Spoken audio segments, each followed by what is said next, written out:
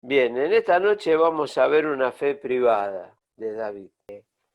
Y en esta fe privada, yo el domingo pasado nombré dos aspectos de esta fe privada. Primero, que es una fe auténtica, y en segundo lugar, es una fe activa, no es pasiva. ¿Sí? Entonces vamos a ver cómo es una fe auténtica. Bueno, el tener la fe auténtica, verdadera, genuina, es nuestro fundamento, es el fundamento de nuestra salvación. Y en esta noche yo voy a tratar de ir lento y espero que se escuche. En primer lugar, sobre una fe auténtica, te voy a explicar lo que no es la fe salvadora. Te lo repito, lo que no es una fe salvadora. La fe salvadora no se obtiene por medio de la religión, no se obtiene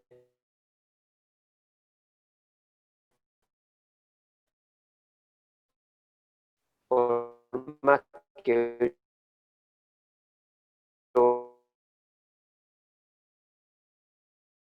vaya a la iglesia Se o a cortó, Alfredo. la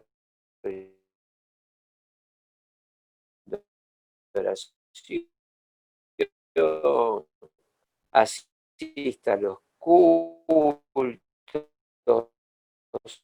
eh, pertenezca a un grupo. Voy a cambiarlo, que está... Vamos a ver, ¿acá me escuchan? ¿Me escuchan? Hola. Sí, Ahora sí. sí. Bueno, me puse más cerca del aparato que el módem. A ver si Atlánttica es el fundamento de nuestra salvación. Ahí donde están nuestras raíces, donde está la solidez, donde tengo la seguridad. ¿Y cómo es que se obtiene esta fe salvadora? Bueno, te lo voy a explicar. Primero cómo no se obtiene, cómo no es la fe salvadora. No se obtiene por medio de la religión. No se gana por las buenas obras. Y por más que yo haga buenas obras de caridad, ayude a alguien, de ofrendas, de un plato de comida a alguien, no diga malas palabras, no se gana la fe salvadora por buenas obras. Tampoco se merece por ser buena persona. No hay manera que la moralidad o que yo me comporte bien haga que pueda obtener la fe que me lleva a la salvación. Ahora, ¿qué es la fe salvadora? Bueno, Romanos capítulo 10, versículo 17, dice, porque la fe viene por el oír, y el oír la palabra de Dios. Ese es el camino que nos lleva a la verdadera fe salvadora. También en Efesios capítulo 2, vamos a abrirlo, yo quiero que acá me acompañen, Efesios capítulo 2, vamos a leer dos versículos, vamos a leer tres versículos, del 7 al 9, Efesios capítulo 2, capítulo 2, versículo 7, dice así la palabra de Dios, para mostrar en los siglos venideros las abundantes riquezas de su gracia en su bondad para con nosotros en Cristo Jesús. 8. Por gracia sois salvos por medio de la fe, y esto no es de vosotros, pues es don de Dios, no por obras para que nadie se gloríe. La verdadera fe salvadora llega primero por el oír. ¿El oír qué cosa? La palabra de Dios. La fe salvadora llega por gracia, dice, por gracia sois salvos. Y esto es por medio de la fe. Yo sé que estos conceptos para muchos lo saben bien, pero tener seguro estas cosas, vamos a ver. Y ahí voy a aclarar algo, porque dice la palabra de Dios, versículo 8, lo vamos a leer de vuelta, ponga su mirada ahí, por gracia sois salvos, por medio de la fe, y esto no es de vosotros, pues es don de Dios. Y este no es el don de la fe, sino el don de la salvación, ¿no? Específicamente habla de sobre la salvación y no sobre la fe. En Romanos capítulo 5, vamos ahí también, Romanos capítulo 5, vamos a leer 2 o 3 versículos. Versículo 1, Romanos 5:1, justificados pues por la fe, tenemos paz para con Dios por medio de nuestro Señor Jesucristo, por quien también tenemos entrada por la fe a esta gracia en la cual estamos firmes y nos gloriamos en la esperanza de la gloria de Dios. La fe salvadora nos dice que llegamos solamente a ella por el oír y el oír la palabra. En segundo lugar, para la fe salvadora, primero oírla, la palabra. Segunda, es un regalo de Dios y solo es por medio de la fe. Y en tercer lugar, el resultado es que tenemos, por medio de esta fe, tenemos paz con Dios, por medio de esta fe. La fe salvadora nos da una posición de ser justificados, como dice acá el pasaje de Romanos, ¿no? Justificados pues por la fe. ¿Y qué es ser justificado? Bueno, siendo yo culpable, muertos en mis delitos y pecados, por la obra de la cruz, habiendo creído por medio de la fe, Dios me hace inocente, de culpable a inocente. Y por esa razón me da no solo una posición que es regalada, sino que me declara justo. Por eso, como veíamos el domingo pasado, decíamos que el justo por la fe vivirá. En Habacuc y en Hebreos encontramos esto. La fe salvadora no es un título en el cual yo puedo pegar solamente en la pared. ¿Qué es esto de un título? Bueno, cuando todos terminamos séptimo grado, nos dieron un diploma y tal vez nuestros padres nos pusieron un cuadrito y lo pusieron en la pared. Algunos que tal vez hicieron el secundario y lo terminaron, también cuando terminó el secundario le dieron un diploma y colgado en la pared. Saben, la fe salvadora no es una fe pasiva. Dios no solo que nos dio la salvación por medio de la fe, y la única manera de haberla llegado a ella fue por oír, un regalo de Dios, nos justificó, sino que también dice que nos dio de su Espíritu Santo. Efesios capítulo 1, vamos a ir, versículo 13. Estos son conceptos que para muchos son muy conocidos. Efesios 1:13, en él también vosotros, habiendo oído la palabra de verdad, el evangelio de vuestra salvación, y habiendo creído en él, fuiste sellado con el Espíritu Santo de la promesa, que es las arras de nuestra herencia, hasta la redención de la posesión adquirida para la alabanza de su gloria. Acá nos está mostrando que no solo tenemos la seguridad por medio de la fe de nuestra salvación, el perdón de pecados, la esperanza de la vida eterna, sino que el Espíritu Santo de Dios es la presencia del Espíritu Santo, es el sello, es la garantía que tiene el creyente de la seguridad de su salvación. El Espíritu Santo, cuando el Señor nos selló, nos hizo su posesión, y es la seguridad que nosotros tenemos. Y dice en 1 Pedro 1:23, que siendo renacidos para una esperanza viva. Estábamos muertos espiritualmente y hoy estamos renacidos, vivos espiritualmente por una fe auténtica, una fe salvadora. Ahora, yo para esto, para muchos tal vez se aburre, repasando esto una y otra vez. Yo me voy a hacer una conversación imaginaria esta noche, a la distancia. El día que tengamos que partir a este mundo, como partió la mamá de Mari, ¿no? Yo te pregunto a vos, ¿dónde vas a ir? ¿No? ¿Al cielo o al infierno? Y voy a seguir con una respuesta que yo no escucho a ustedes, pero vos me dirás, yo voy a ir al cielo. Muy bien. Y yo te voy a hacer otra pregunta. ¿Y por qué vas a ir al cielo? ¿Vos tenés la verdadera fe auténtica? ¿O estás convencido? Muchas veces me encuentro que cuando predico el Evangelio y después charlo con personas, me encuentro con personas que años estuvieron y nunca habían tomado una decisión por una fe auténtica, sino estaban convencidos. Entonces, nunca voy a tener una fe activa si primero no tengo una fe auténtica.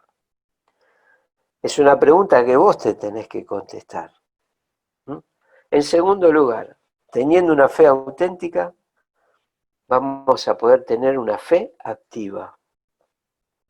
El domingo pasado toqué un versículo ahí en Lucas capítulo 17. Vamos a ir a Lucas para ver la fe activa. Lucas 17.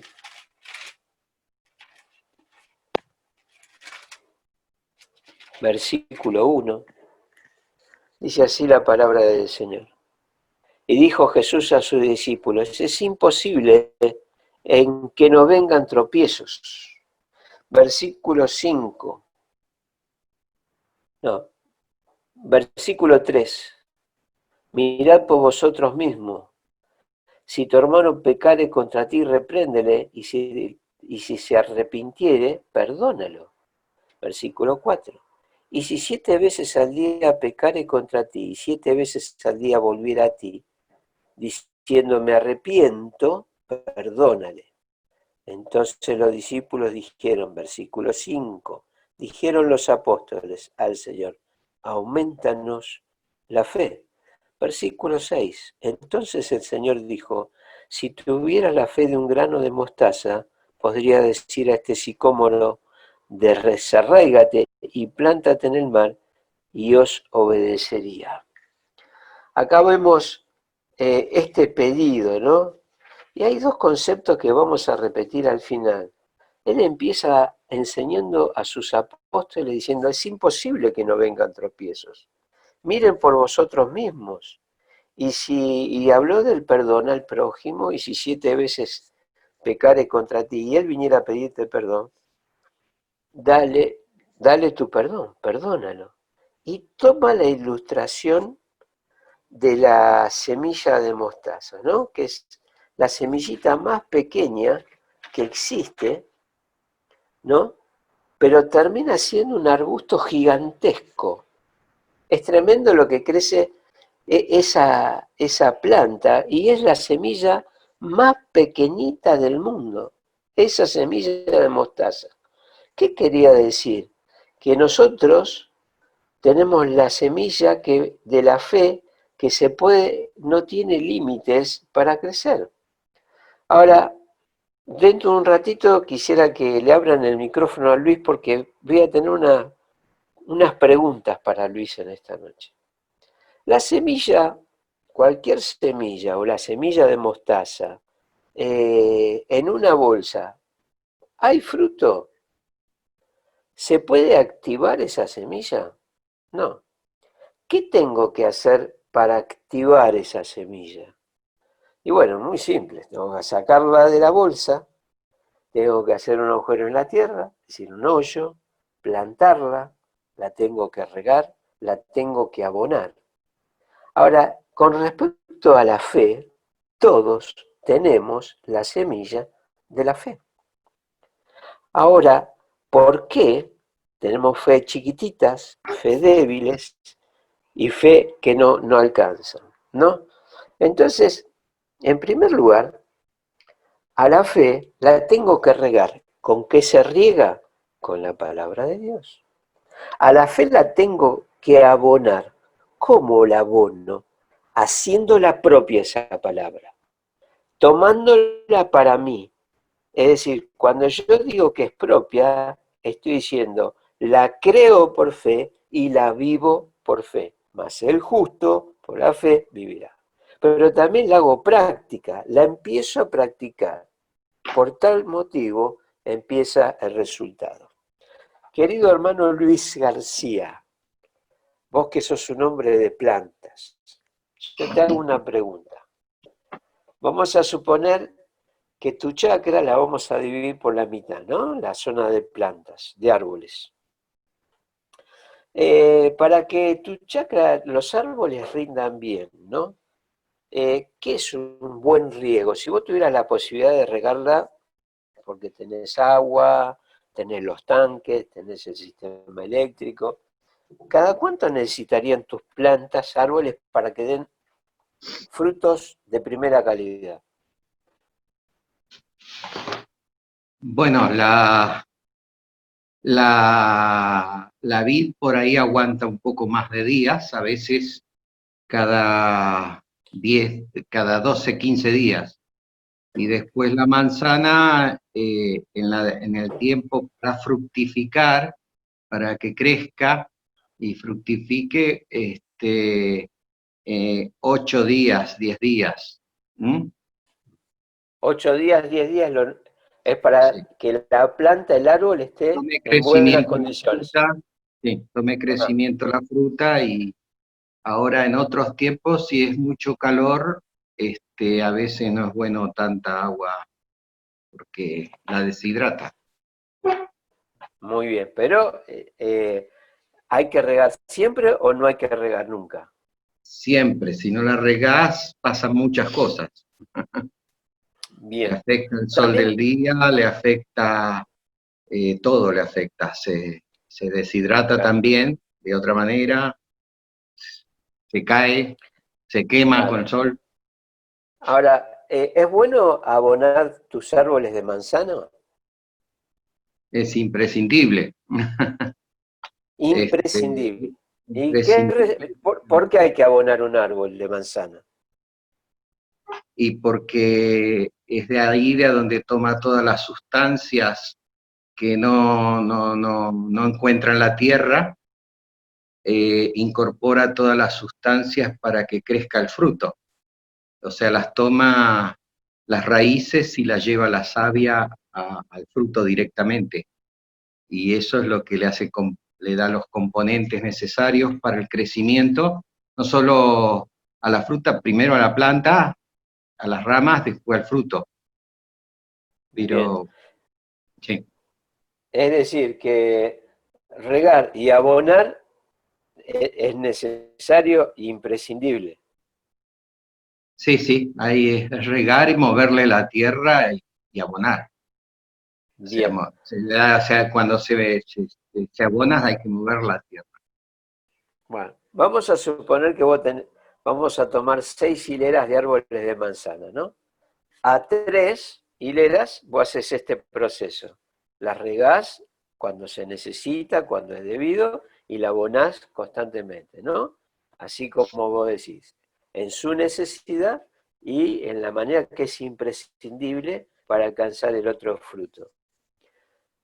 Si las otras 3 hileras vos regás cuando te acordás o no abonás, ¿cuál es el resultado de la diferencia una con la otra? Y mirá, acá hace unos años, Carlitos se debe acordar, se rompió el canal y no hubo agua en los meses que estaba la fruta y que estaba creciendo la fruta.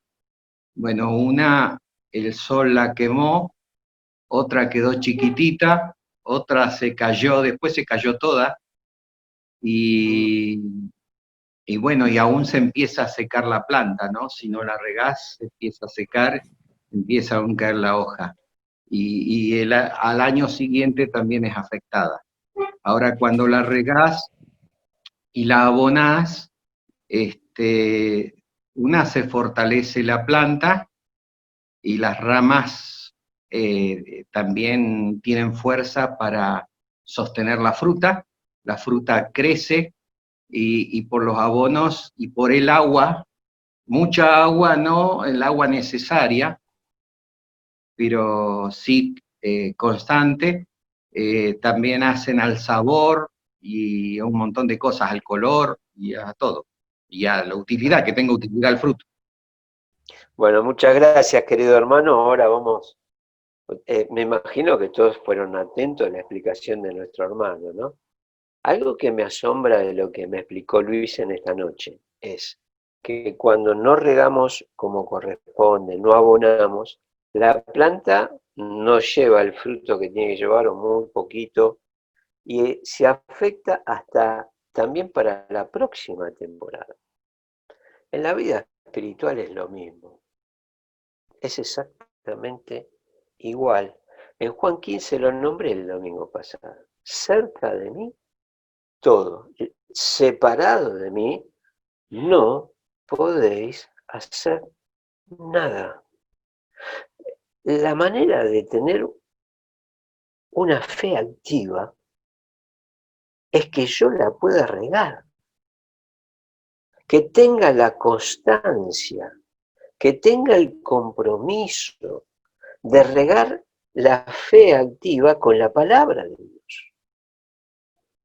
Porque si no estoy cerca de la palabra, es imposible que la fe pueda producir algún tipo de fruto.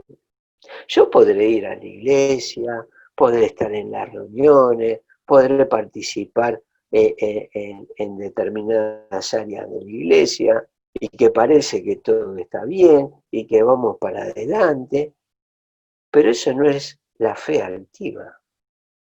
La fe activa es cuando vienen las dificultades, ¿no? Como leíamos antes ahí en Lucas. Es imposible que no vengan tropiezos. Para eso nos sirve la fe activa, no para mostrarla en los círculos de la iglesia o en actividades, sino en nuestro hogar interno, en nuestra intimidad, en nuestra forma en el trabajo con el vecino, ¿no? El otro día hablaba con un hermano y él estaba muy feliz hace un par de años que él tenía un problema grave. Vos lo veías, parecía más bueno que el ASI, pero cuando se enojaba no había cómo frenarlo. Y él se dio cuenta que él tenía ira y que había que corregirlo. Y bueno, ¿qué hizo? Se acercó a Dios, a su palabra. Y hoy es algo que puede batallar con su ira. Para regar la fe activa, tengo que estar cerca de la palabra. ¿Cómo abono la fe? Para que los nutrientes de la fe puedan tener mucha más fuerza. Es cuando la palabra, la verdad de Dios, la hago propia, la hago mía, la creo, pongo mi fe ahí. Y cuando la abono, y en tercer lugar, la empiezo a practicar, la verdad de Dios, ahí va a haber frutos verdaderos, genuinos de fe activa. Acuérdense, no lo vamos a leer, pero marcátelo o escribilo. 1 Samuel 17, del 32 al 37, cuando veíamos que David le explica a Saúl, ¿te acordás? Que se presenta ante Saúl y él explica, soy un pastor de ovejas, y cuando viene el león o el oso y me roba una oveja, yo salgo, dice, voy tras él, dice, yo lo hería y libraba de su boca, y si se levantaba contra mí, yo le echaba mano en la quijada, y lo hería y lo mataba. Fuese león, fuese oso, tu siervo lo mataba. Y este filisteo incircunciso será como uno de ellos, porque ha provocado al Dios de los ejércitos. Así como Dios me libró de la garra del león y la garra de los osos, así también me librará de la mano de este filisteo.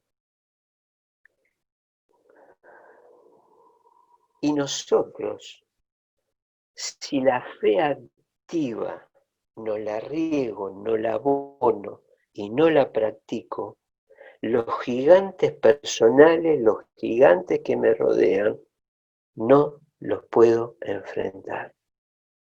Y cuando yo hablo de gigantes, hablo de las debilidades. Romanos habla, recibid al hermano débil. ¿Débil de qué? Porque es flaquito, porque no tiene fuerza, porque es chiquitito. No, el débil de fe. Es decir, sin esta fe activa, los gigantes, de esa fe que yo necesito para enfrentar los miedos, mis miedos personales, las limitaciones, las amarguras, todo lo que veamos el otro día, es imposible. Entonces, con una fe activa, lo que hace es que yo puedo reconocer, puedo entender y ver estos gigantes y los puedo enfrentar. Y a estos gigantes no me pongo de acuerdo ni negocio nada. Los tengo que eliminar y los puedo sacar teniendo la fe activa con el poder de Dios, con el poder del Espíritu Santo, las promesas de Dios absoluta. Es decir, la fe activa me hace reconocer cuál es mi intimidad, cuál es mi entorno y sobre qué me enfrento. Hoy al mediodía, o sea, nos pusimos a acordar cosas con Graciela después de almorzar, del trabajo que yo tenía en Mendoza, y cómo Dios me había librado muchas veces de acechanzas que en el trabajo se me ponían a propósito, ¿no? Y yo le decía, ¿sabes qué pasa, Graciela? Que yo podía sortear un montón de cosas porque Dios me daba la posibilidad de poder reconocer con quién trabajaba y qué era ellos que buscaban de mí, hacerme caer en un montón de cosas para que yo pierda mi testimonio. Era el diablo. Pero claro, la fe activa te hace reconocer, te hace también reconocer las propias luchas personales. Pero una fe activa te hace reaccionar.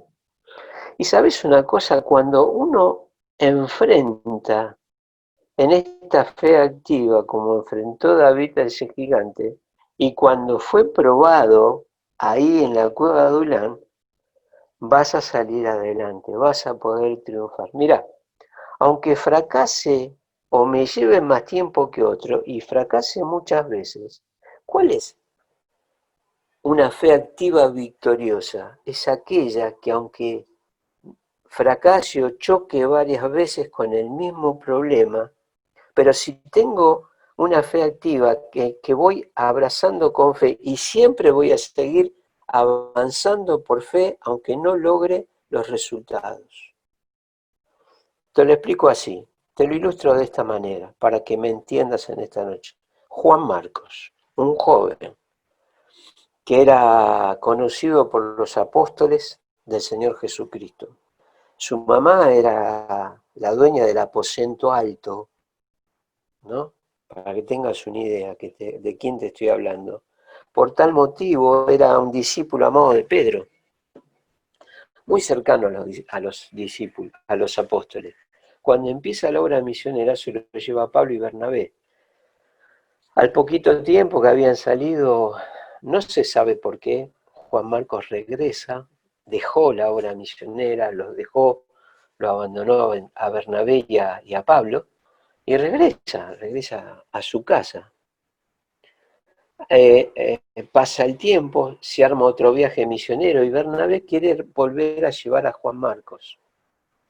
Le dice a Pablo, llevemos de vuelta a Juan Marcos, este viaje va a ser distinto.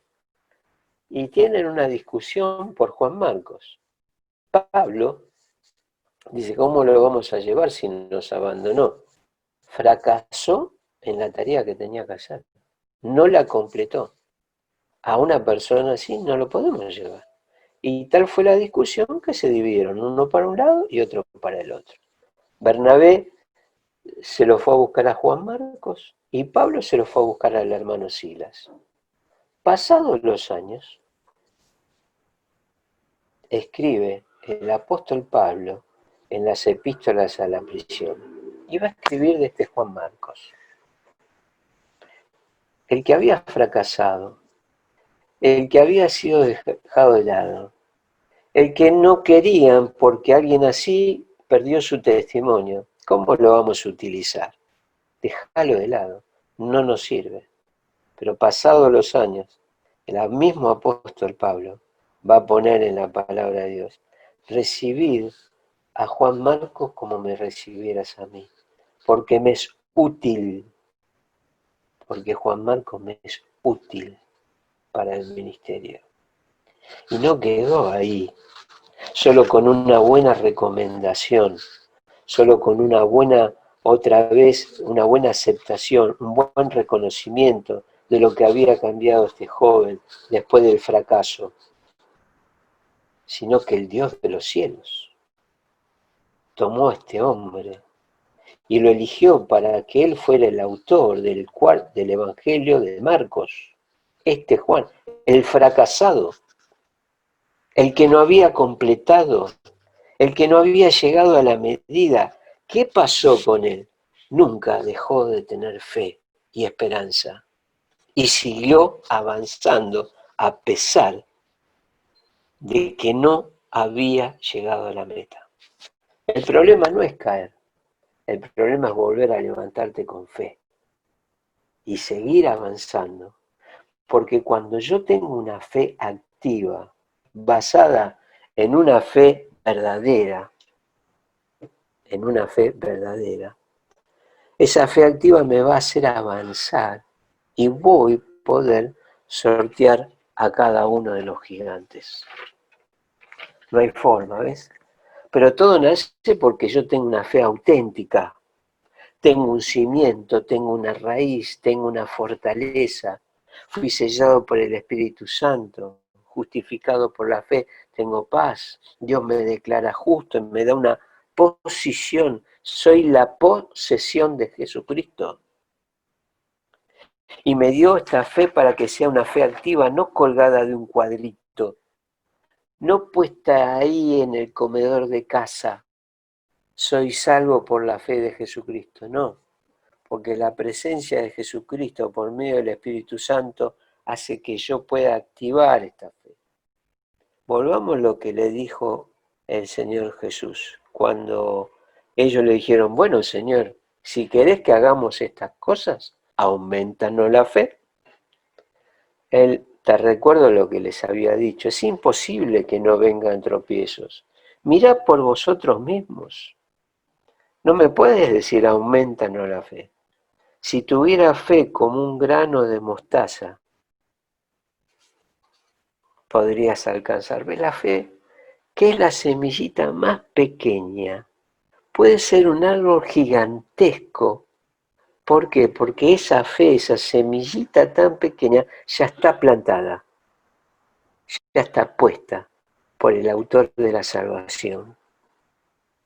Pero claro, la tengo que regar, la tengo que abonar y la tengo que practicar. ¿Sí?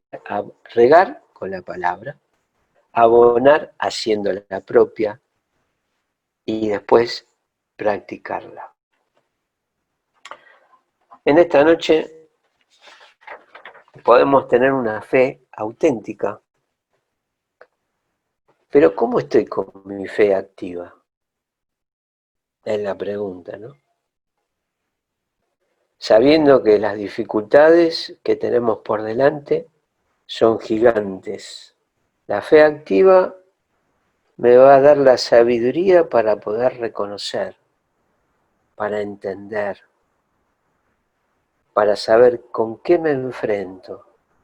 La fe activa me va a hacer reaccionar, que aunque tal vez no gane un día o dos, tal vez fui derrotado por un gigante, pero yo sigo avanzando con esta fe activa. Vamos a lograr la victoria. David y su fe, una fe privada, porque esto era todo en la privacidad de David. Acuérdense lo que Jehová le dijo a Samuel: no miren lo que miran todos, porque yo miro el corazón. Y ese corazón ya había sido probado por Dios en la intimidad. ¿Cuándo? Una fe privada. Y ya vamos a ver más adelante que nunca va a haber frutos genuinos y verdaderos si no hay una fe privada. Podré hacer muchas cosas. Yo podré ser el misionero de palabra de vida, que voy para acá, para allá. Pero ¿sabes una cosa? El fruto verdadero es cuando la fe está activada, cuando es una fe activa, una fe viva. Te recuerdo lo que le dijo el Señor Jesucristo, y con esto termino, a la iglesia de Sardis, Apocalipsis 3.